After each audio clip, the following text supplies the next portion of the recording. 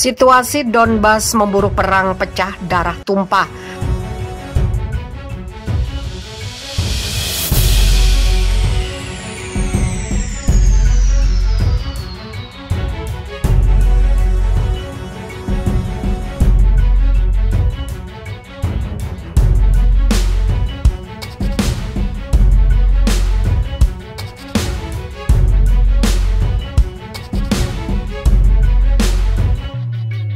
Situasi di Donbas memburuk, perang akhirnya tidak dapat dihindari lagi antara pasukan perang militer Ukraina dengan pasukan Luganskaya Narodnaya Respublika. Berdasarkan informasi yang didapatkan FIFA Militer Rabu 29 September 2021, bentrok senjata telah terjadi di area konflik Donbas.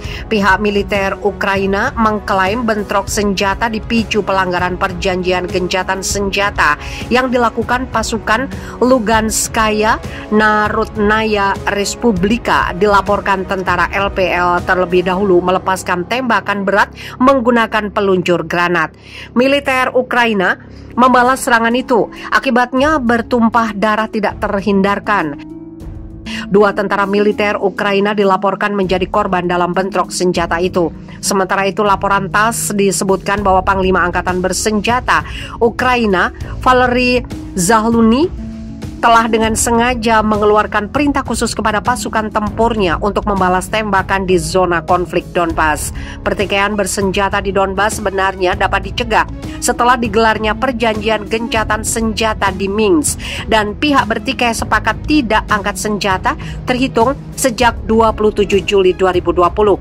Berdasarkan perjanjian tersebut, pihak-pihak yang berkonflik dilarang untuk melakukan operasi ofensif dan pengintaian, menggunakan segala jenis drone, melepaskan tembakan, termasuk dari senjata penembak jitu, dan menyebarkan senjata berat di daerah berpenduduk dan menambahkan peralatan teknik di posisi mereka.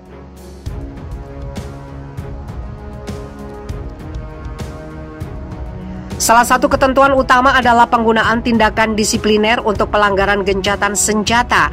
Selanjutnya, setiap tembakan balasan dalam hal serangan hanya diperbolehkan setelah perintah langsung seorang komandan. Perlu diketahui, konflik Donbas terjadi sejak 2014.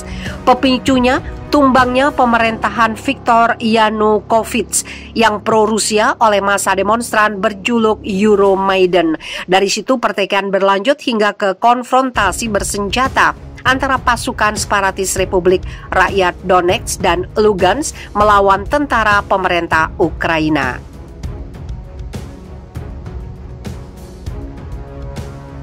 Dua tentara militer Ukraina dilaporkan menjadi korban dalam bentrok senjata itu.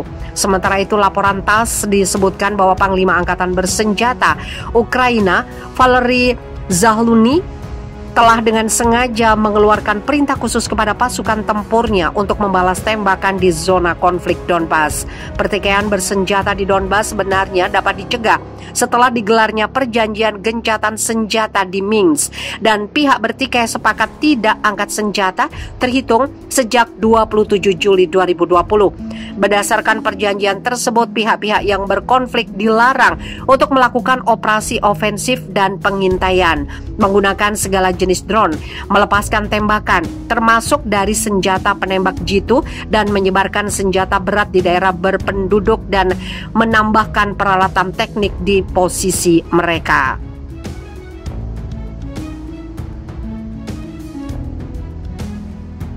Salah satu ketentuan utama adalah penggunaan tindakan disipliner untuk pelanggaran gencatan senjata. Selanjutnya, setiap tembakan balasan dalam hal serangan hanya diperbolehkan setelah perintah langsung seorang komandan. Perlu diketahui, konflik Donbas terjadi sejak 2014. Pemicunya tumbangnya pemerintahan Viktor Yanukovych yang pro-Rusia oleh massa demonstran berjuluk Euromaidan. Dari situ pertikaian berlanjut hingga ke konfrontasi bersenjata antara pasukan separatis Republik Rakyat Donetsk dan Lugansk melawan tentara pemerintah Ukraina.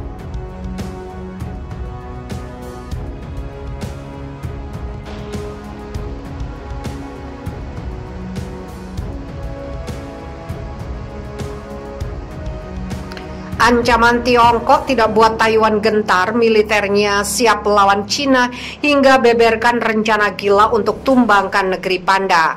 Konflik antara Cina dan Taiwan semakin menjadi-jadi.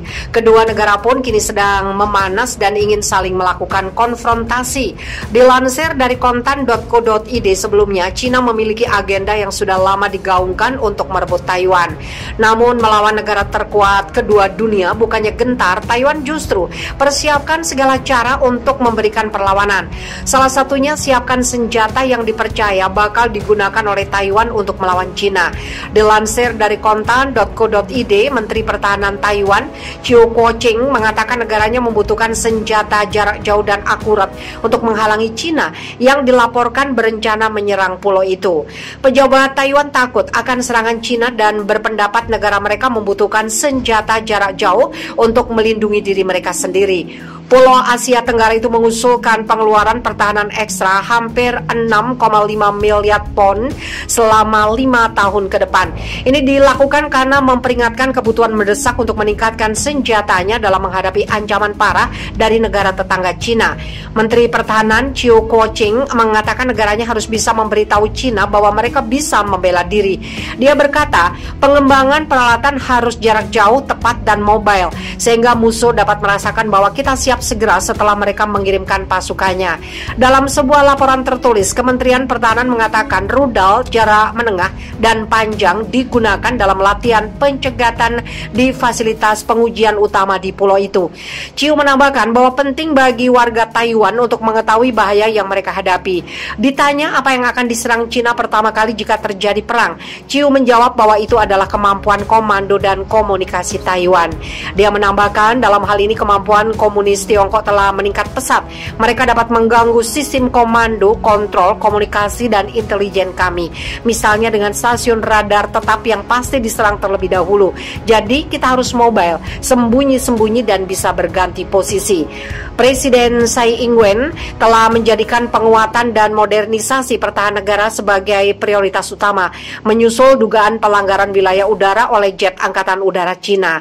Taiwan telah mengeluh selama berbulan-bulan atas aktivitas militer Cina yang berulang di dekatnya, karena khawatir akan kemungkinan langkah dari Cina untuk memaksa pulau itu menerima kedaulatan Beijing.